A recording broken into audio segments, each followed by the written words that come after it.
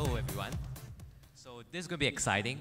We have here two of the people in the Singapore startup scene that I respect a lot. I mean, we've worked together on stories and stuff like that. And so we're going to talk about the real estate industry in Singapore, and I think how it's being changed by, first of all, PropertyGuru and 99.co. So maybe just a quick introduction, Steve first, and then Darius, of who you are and what you guys do. Okay, thanks, Terence. I'm Steve Mellowish. I'm the CEO and co-founder of PropertyGuru. Been in Singapore for the last 10 or so years. Before that, I spent about 10 years in the telecoms industry and also VC investment advisory for digital media startups in London and also in Asia. And what do I do in PropertyGuru? I'm primarily responsible for the sales, marketing, business development, investment, M&A piece of the business, and I sort of co-share and co-manage the business with my co-founder. Other than that, I spend a lot of time sitting in Changi Airport waiting for delayed AirAsia flights, reading Tech in Asia. Thanks. Okay, Darius? Yeah, my name is Darius. I'm one of the founders of 99.co. We think of ourselves as a modern, new age property portal 2.0. I'm a great admirer of PropertyGuru, who clearly is the reigning champion of today. So I'm a second-time entrepreneur. My first startup is a security software company, which we sold 3 years ago to McAfee.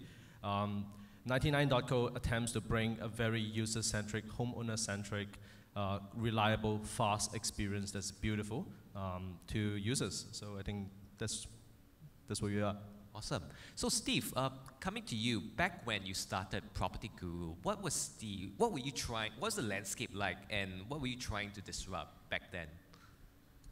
Yeah, so we started the business in 2007, and back in 2007, for those who can remember that far away, the whole property industry was effectively in the newspapers. So if you wanted to find a property, you had to use the newspapers.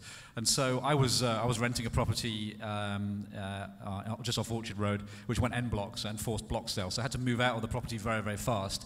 So in 2006, 2007, suddenly I had to look for property, and the first thing I did as a foreigner was to go online. And found that there was nothing online, which is a real surprise to me because everyone was totally obsessed with property in 2006, 2007, zero online. But Singapore, in theory, was a very high-wired, high-tech society. But in reality, I guess consumption wasn't that strong at that stage. So I started the research, and I was intrigued because, as I said, everyone was obsessed with this thing called property, and shopkeepers, taxi drivers, everyone talking about property. And so I did a bit of research and found that more mature markets like Korea, Japan, China, Europe, Australia, there's some very, very large, well-established real estate portals who were starting to become $3, $4, $5, $6 billion companies, very, very profitable businesses. So it seemed like an interesting opportunity, and so I pitched the idea to an investor friend of mine who was investing in a company that I was then at that stage running. It was a mobile comics business. He then introduced me to Yanni, my co-founder, and we started working together part-time and then full-time. So we launched in December 2007. 4 months before launching, there was nothing online. And then within about 3 months, SPH had launched a horizontal classified website called ST701. MediaCore launched a website called Mocha.com, and then also there's another property vertical called iProperty. So suddenly faced with 3 competitors out of nowhere was pretty intimidating. But we bootstrapped. We worked. We invested about $300,000 of our own money for the first 2 years, no salary. And basically just sweated, blood, sweat, and tears for the first 2 years to build a business. Yeah, I guess at that stage, almost 100% of for example, the agents were advertising on traditional media. And then within, I guess, 3 or 4 years, I guess probably now, about 100% of the active agents now are using some kind of online media. And I guess we've played a role in that kind of transformation process, driven by the consumers. So the consumers led the whole process, and then the advertisers have followed. Right, from offline to online, basically. Offline to online, So yeah. right now, would you say you're the market leader in Singapore, or? Yeah, in Singapore, we have about 4.5 million visits a month, and about 60 million page views. We have about, if you look at engagement, which is time on site with all the property portals, we have about 86% market share. So in Singapore, we have a strong position in terms of eyeballs, and I think a lot of that's been around the focus around innovation. It's been core to our DNA. We're not so strong outside of Singapore yet, and that's also been a challenge. The internationalization process has been tough, but you know, we're now market leaders in 3 of the 4 markets that we operate. But Singapore, we're the strongest, and Singapore remains our core market, and it's probably the most valuable market as well out of the 4 markets that we're in, out of Singapore, Malaysia, Indonesia, and Thailand. So you went from an upstart to an incumbent, right, in like a few years. So how does it feel like to be like on top right now? Well, I guess the first thing I'd say is that we're definitely not on top, right? So, Okay. for a couple of things. One, the job is never finished, you know. So, about a third of our staff are focused on innovation. Every 1 or 2 months, we're churning something out, we're improving something, whether it's mobile. You know, we've basically taken every single floor plan in Singapore, redrawn them, redigitized them, and built a database. We've basically taken photographs of every single building in Singapore, pretty much. You know, we're just constantly doing things to try to improve the whole user experience and for consumers. In our view, it all starts with the consumers. You get a consumer experience right, then the rest will follow. The second thing is I'd say that still today, 85% of the advertising dollars is offline. So yes, whilst we might be strong online, there's still a big bulk of the advertising dollars sitting offline, particularly in print, and it's been quite slow to move. And if you look at other markets, like Australia, for example, you know, online penetration went from 4% to 50% in 9 years. In Singapore, we're probably around about a sort of 15% of all advertising dollars now online in the real estate space. So there's still some way to go. So, you know, our focus and our competitor, we see, is traditional media and the offline. Right, I mean, there's definitely room for, I guess, for PropertyGuru and 99.co, right, to really carve their own space. So let's talk about 99.co and what basically are you trying to change? And in this environment where you have the mainstream media, you have the newspapers, you have the portals by the newspapers, and you have PropertyGuru. So how do you fit in to all of this? Yeah, so when we started in 2013, late 2013. We started like most startup companies, classic story. I was looking for a place, and the experience sucked. I ran into a couple of good agents, one bad one. So this is a story that a lot of people have came across. It's very common. And thanks to Steve, we actually get to start the search online, like 80% of people now. So people actually get to search online. But what I did find was that it is still very cumbersome. And always thought that agents are not doing a good job, not picking up photos. You don't have interior photos of the house. You don't have accurate information. There are a bunch of listings that are similar, but the data is all different from each other, right? Like, it looks clearly like the same house, but has different price, different number of rooms, different number of toilets. Right? How does that work? So I wanted to fix that problem, and which is why we started looking at this issue. And we realized that the approach we want to take this issue is to create a very well-designed interface for user that also at the same time, the core of it, what it also does is that it incentivizes the supply side, the agent who put up these listings, for them to put up higher quality listings. It's like how Uber has made cab drivers behave better, and how Airbnb has made hosts provide better service. Provide the kind of incentive system such that the entire system kind of lifts up and the quality of listings become more accurate, higher quality. The service that you're going to get as a customer throughout the offline process, which is what I absolutely do think the bulk of what we have to change is offline, not online. Okay. And the offline process becomes good. So I think that's where we started off. And I think you focus on pure search experience. There's no paid listings, or is that how it works? Yeah, so I think one of the things is that many traditional classified verticals, you would start off with a paid listing model. So you have listings, and then the agents who do a better job, or they may be advertising more expensive property, they can pay to get listed higher. And that's quite classical, it's quite common, and it's the correct way to do it maybe 7 to 8 years ago. But fast forward to today, what we think the right approach is to make sure that nobody can pay to get a higher spot. So it's not an advertising board, it's not like Yahoo, it's more like Google, whereby you search, and we always make sure that we deliver the most relevant search results for users. So that's the approach that we're taking. Okay, so I guess right now the challenge then is to bring the rest of the market forward, right, from offline to offline. And I think Singapore somehow has been very resistant in terms of advertising online and getting listed online. Why do you think that that's so? Anyone of you can answer that? Oh, I wish I knew. I saw a report recently, I think it was published by PwC in December, and it looked at different media consumption versus advertising spend. And it showed that print media consumption had dropped by about 30% in the last 7 or 8 years. So consumption was down here, but advertising spend was up here. And they looked at online, and online was consumption up here, advertising spend down here.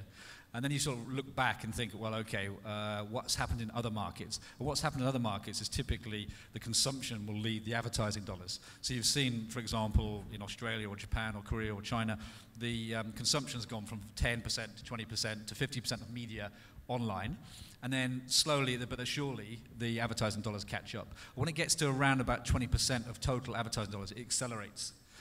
So you've seen that in all the more mature online markets, and we expect to see the same thing happen here, which is why we're so excited about the market, because I think in the next maybe 4 or 5 years we'll be in a similar sort of position to where more mature online markets are today. But it has been a little bit frustrating. I think the agents have moved online. The consumers are using online, but some of the bigger traditional advertisers, like real estate developers, are still addicted to this newspaper format of this big color ad costing $40,000 per day. But a conversation I have quite often with these kind of advertisers. Okay, so who's your target market? And the target market is, okay, it might be wealthy Singaporeans, more middle-aged or younger execs, expats and foreign buyers. Well, newspaper addresses maybe one of those, but what about the other 3? And you start to have conversations now with the CEOs and senior managers in these companies that they're starting, I think, to realize that the world is moving. So I think it's just a matter of time, but it has taken a little bit longer than we would have liked. So I guess I'm not as well learned, and I don't have as much research and stats, but my speculation is very simple. I think it's about force of habit. I think property developers, real estate agents, they're used to spending on newspaper for decades, right? So that habit is still there. And I think that's the same with brand spending with Google advertising, for example. That is still a small percentage of their total spend. So I think that habit is there. This is especially true because Singapore has kind of a preset model. If you kind of switch to a developing countries like Indonesia somewhere, whereby this spend is being spent for the first time, and to users who are using internet for the first time. And suddenly you'll see that a lot of the percentage spend is going to be a lot more digital because it's very easy to evaluate that's effective. You don't have the momentum behind spending 80% of your budget on offline print. But yeah, so from a market's perspective, I think we both actually compete with offline than with each other. So maybe just projecting a little ahead, like what trends are you going to, do you think you'll see in the next few years in the region, Southeast Asia? So what do you think will happen as far as the online property space will go? Because besides 99.co and PropertyGuru, there's so many other startups now coming up. I've lost count basically. So where's this heading? Well, I think the first thing to say is there's a very, very big market, right? So, the whole real estate market is probably about $140 billion. So if we're an e-commerce website, then we'll be talking about our GMV potential of 140 billion. So we estimate that to be maybe 14 billion. But where's it going? So I think there's lots of startups coming into the market, and you're right, both in terms of verticals around the property space, but also horizontal websites as well. You're starting to see different business models. So recently I was talking to someone from Korea who had experimented with a lead value model. So for example, if you're doing a low-cost rental, which may be like a $500 room share or something, then the value of that lead is relatively small, so you don't pay so much for that. But if you're doing a $20 million good-class bungalow, then of course the value of a lead is different. So I think you see different people experimenting with different business models. I think growing trend, I think, is around providing insights. So both insights to the consumer, but also to the advertisers. So the availability of property data. So we've got 104 million page views every month, and that's a huge amount of data. And if you crunch that and provide insights, both to the consumer, but also to the advertisers, it gives them insights about what to do and how to behave.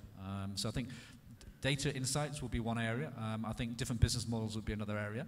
But over and above that, the whole property market continues to grow. And as Darius rightly said, in certain countries, like Indonesia, for example, you'll get people for the first time adopting a certain media to spend. So in the case of Indonesia, where we operate, what we see is the speed of adoption of smartphones is just phenomenal. It's our fastest growing mobile market.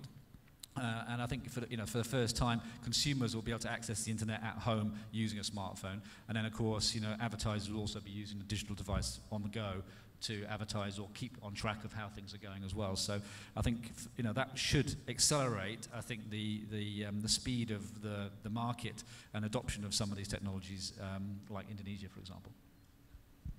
Yeah, so on a broad level, if you think about it on a high level, my first observation would be that if you look at the size of Southeast Asia, if you look at the property GMV equivalent of Southeast Asia, it is, without a doubt, there would be tremendous value that's created in property tech companies.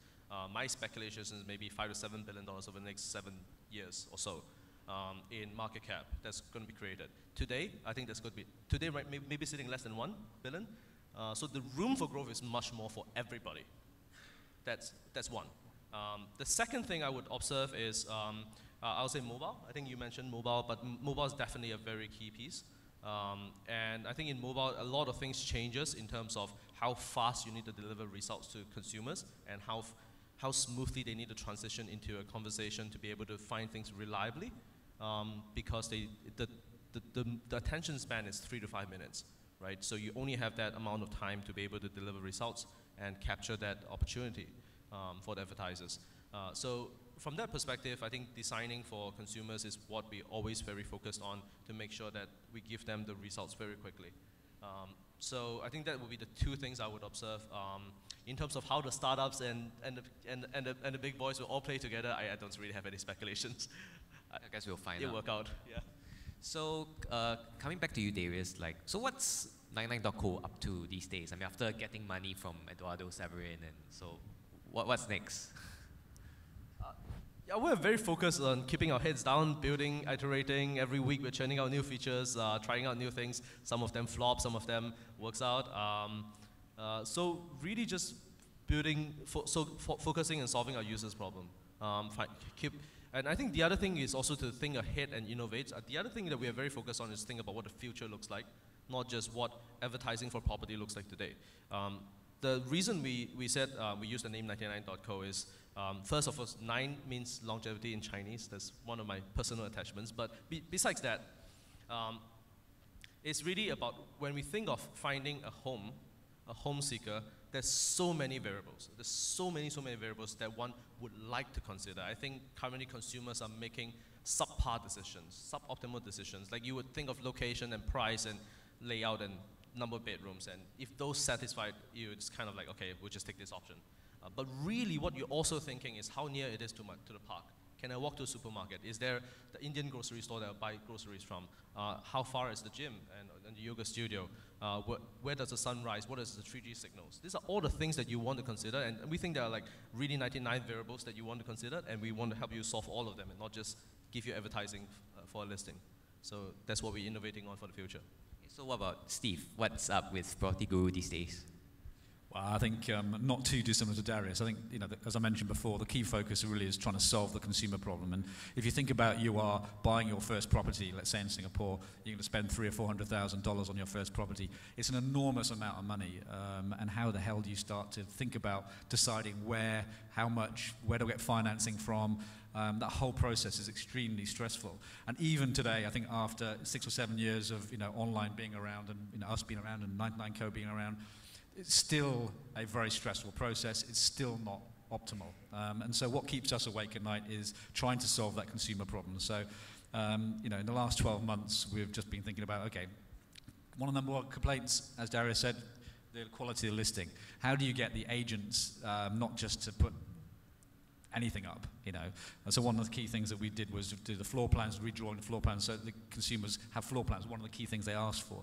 The second thing they asked for was how can we improve the quality of listings? So we, you know, 6 months ago we launched a quality listing algorithm, which basically prioritizes the listing based on quality, not on who pays the most, you know. So, but that quality measure is an algorithm which we developed, which is a combination of different aspects of quality of a listing.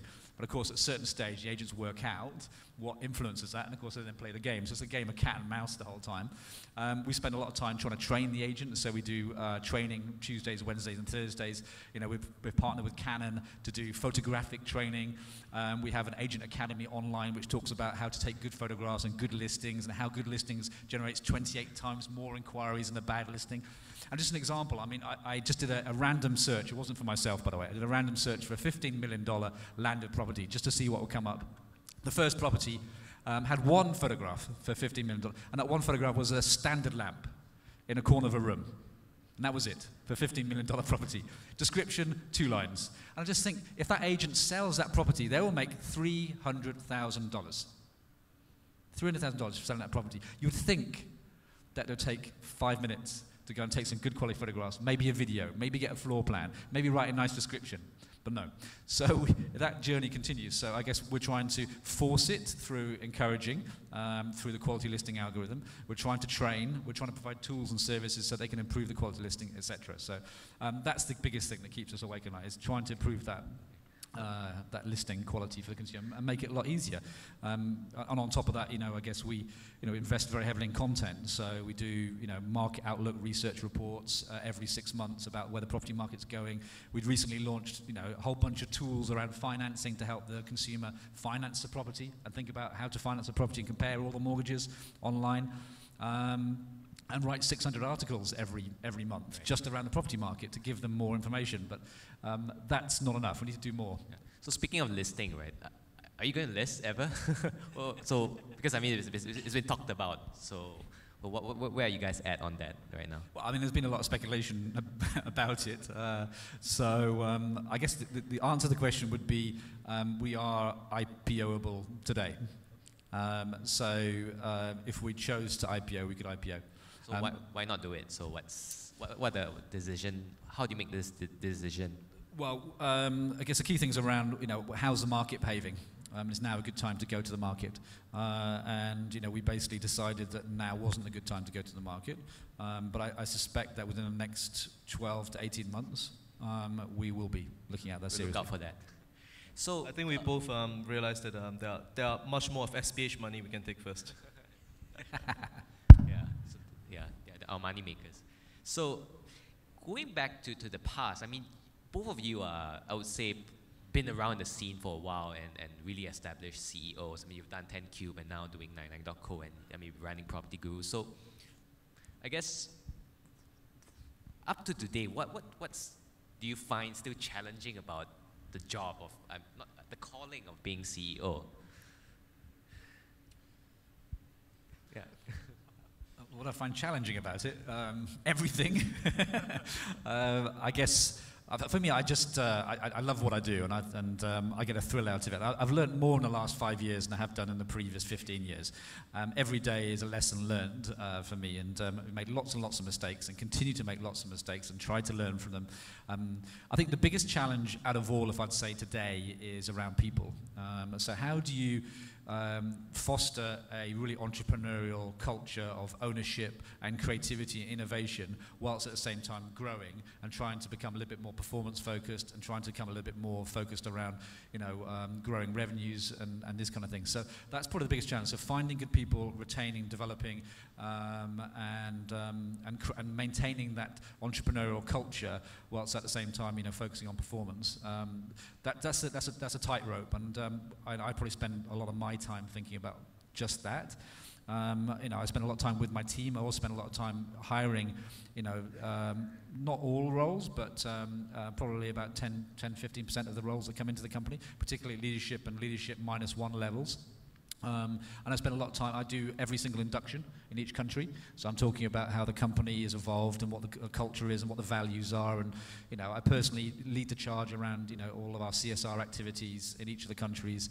And I think that's probably the biggest challenge, maintaining that culture, because I think if the culture is strong, employees are happy, then the business will function. And basically the business is about people, nothing else. We're not building boxes and widgets and selling stuff. It's basically around the people. So that's the biggest challenge. So this is my second startup. Maybe it'll be useful to compare what I think the new challenges are compared to last startup's challenges as a CEO. I think the first thing is I would say that absolutely right. People is the most important part of a startup. I love my team. I think we have a great team. But hiring is tremendously competitive today compared to 5-7 years ago. Tremendously competitive. You cannot imagine how competitive it's become.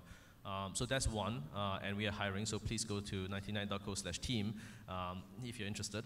And I think the second thing is the entire, for me personally, the first startup was a security software what you would think of as Find My iPhone and iCloud kind of software. It used to be for Nokia and Blackberries and Windows mobile phones.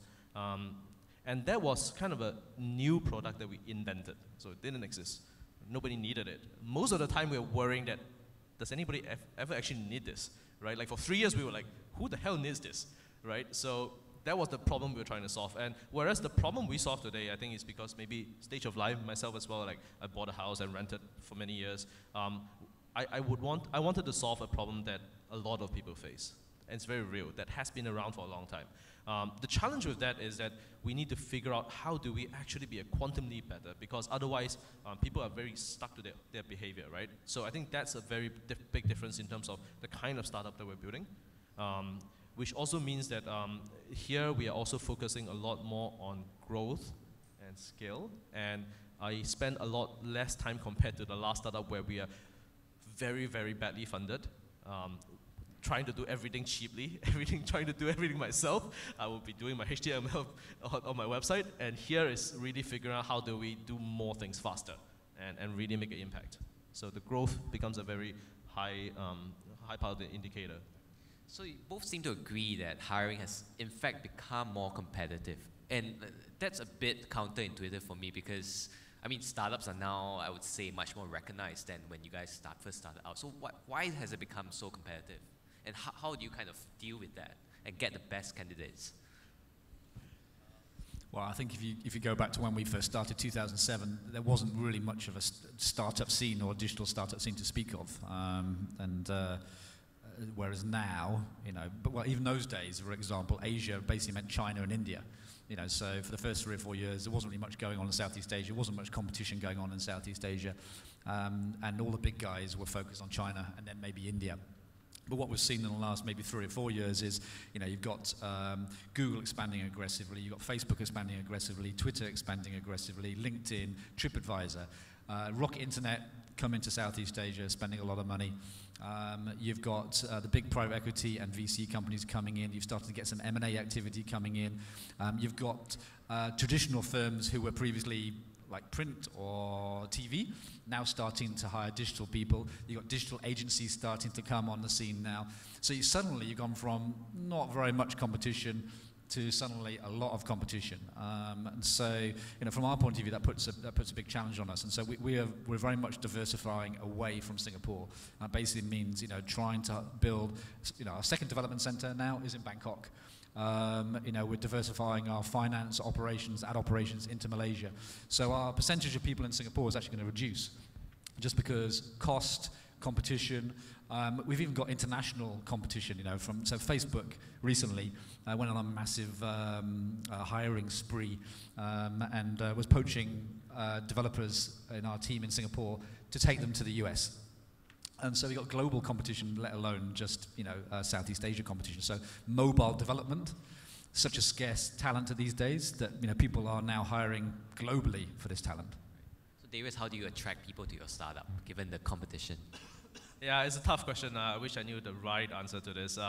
But I think, again, compared to 7 years ago, we were competing with McKinsey's and investment, Goldman Sachs for talents, right? And that wasn't real competition because the guys who will go to Goldman Sachs, they'll go to Goldman Sachs anyway, right? We're never going to get them, so it's fine. So the pie was very small. We have maybe 2 out of 100 who would go work for a startup. Today, the pie is larger, so which is what is unintuitive that why it's more competitive. But if you look at, I don't know, the amount of venture capital sitting in this room, which I guarantee you to be more than $500 million, right? So, and the amount of talent that's in requirement is much higher. Much more than that, we have good startups today, right? We are competing day in, day out with the Zendesk and the Sopims, used to be the Sopims, with the Carousels, and all these companies we're competing with, they're good startups. These are startups I would want to work for if I wasn't doing anything, right? So that's hard. How to win? I guess, in our case, I think maybe one of the unique things that is our technology team is actually quite interesting. I think we do quite a lot of very interesting things with trying to innovate on tech and data. So our CTO, Dominic, used to be the founder of GoDaddy.sg. So through him, I think we've attracted a lot of initial group of talent, and the approach we take to create some of these things is also quite interesting to really engineers. Engineers is usually where the biggest problem is. So we tend to attract engineers because we're actually doing interesting things, which is hard to find for them.